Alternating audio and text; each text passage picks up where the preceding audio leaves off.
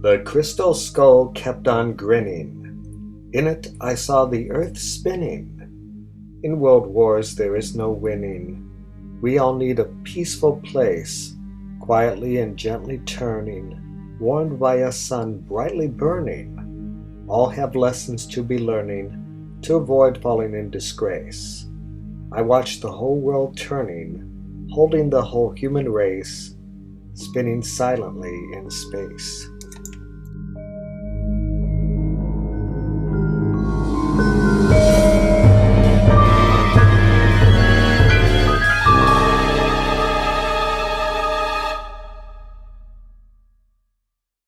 The crystal skull kept on grinning.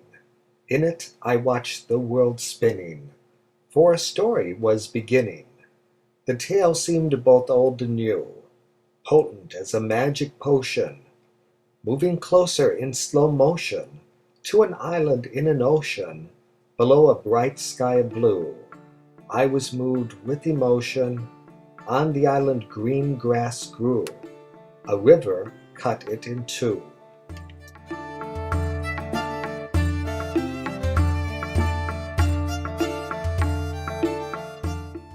Rolling river kept on going, cutting the land it was plowing, like tears down an old cheek flowing. The castle on each side did stand. When a man spoke, all were staring, listening to thoughts he was sharing. A crown of gold he was wearing. On a bridge this king did stand. He seemed to be kind and caring. He gestured with a firm hand, wearing a gold wedding band. The river, like a faucet leaking, rolled on as the king was speaking.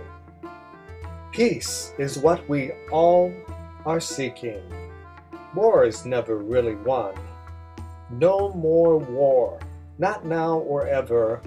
The last king burned with war's fever, but now he is gone forever. I, Rego, do reign, not his son. As I live, he will reign never. The pointless fighting is done. Our time of peace has begun. The wooden bridge began creaking. Another king started speaking. Peace is what we too are seeking. I, King Azim, on this bright morn, bestow upon you this treasure, valued much beyond all measure, to add greatly to your pleasure. This present you must not scorn in this peaceful time of leisure. This is our last unicorn with its rare, magical horn. No more of this separation with hate, fear, and trepidation. Let us have cooperation. Let me make this perfectly clear. You have a peaceful vision. To choose peace is your decision. You have cut with precision. Peace to us is very dear. Let us have no more division. The crowds on each side did cheer, eager to live without fear. After the peaceful oration, there was mirth and celebration in that time of jubilation. From oppression they were free. The king and queen were embracing. A bright future they were facing. A dream of peace they were chasing as they stood beneath a tree. Words of war they were erasing. The queen said, I will not flee. In peace, always be with me. Tender moments they were sharing, eyes filled with tender caring, looked forward happily staring.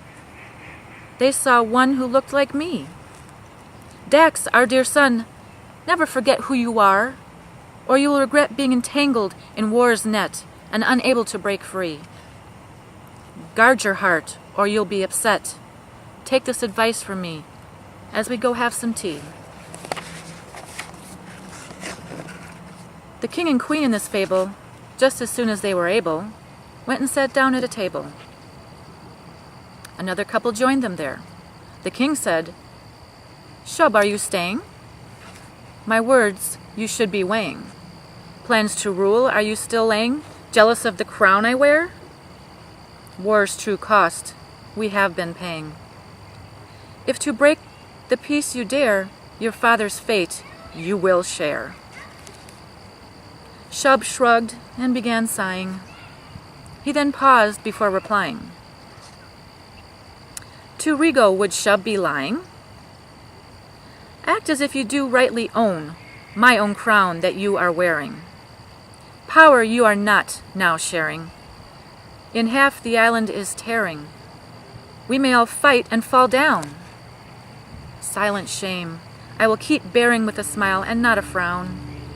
You may keep my father's crown." This conversation is boring. With Sissa, would you start pouring? "Pour tea," said Shub's wife, imploring. The serving woman obeyed. The king drank and started sighing. The queen drank and began crying. They held hands as they were dying. They fell down to the tree's shade. On the green grass they were laying. In that peaceful, pleasant glade, in a tomb they would be laid. For a while no word was spoken. Shub claimed the crown as a token. The teapot was dropped and broken, revealing a newt now dead. "What a terrible accident! Thus interrupting government? This is quite a predicament," in stunned confusion Shub said. "Perhaps I will change my judgment," filling the island with dread. He put the crown on his head. A lovely lady did appear. She looked like my lost love so dear. "Mirabel, do not shed a tear," Shub's wife said. "We are in power. Shub and I are the government. Tell the prince of this accident that we simply could not prevent. Oh, the tide has turned this hour. He faces a predicament. His Milky Way has gone sour. Console him with this flower." Mirabel took it and did say, "I will do it and not delay." Then she smiled and rode away quickly across the green land.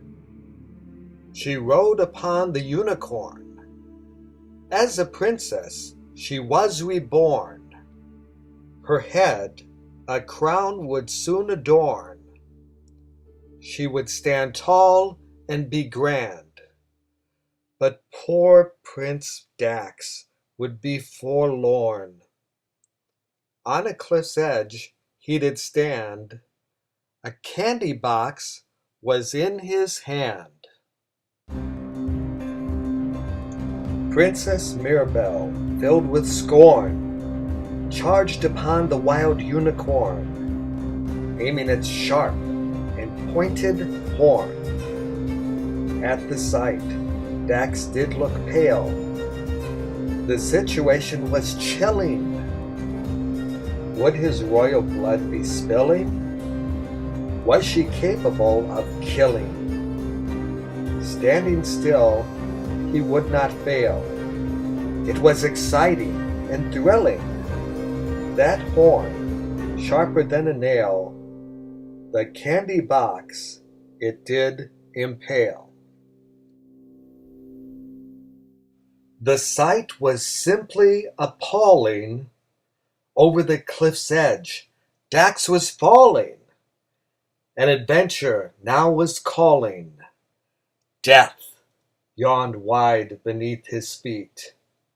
Was death reaping or life sowing? Below him water was flowing. Within reach a plant was growing. A strawberry Dax did eat, a last meal before his going. His life was short but complete, tasting both the sour and sweet.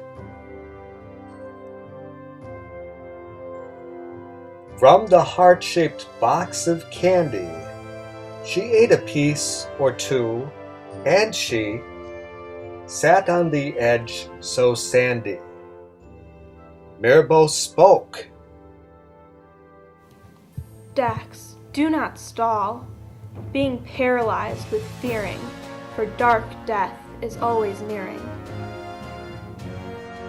Over the edge, she was peering.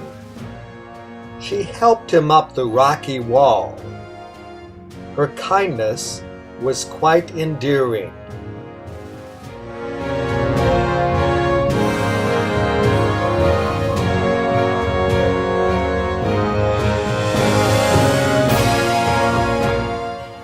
It would be a fatal fall. Death does want to take us all.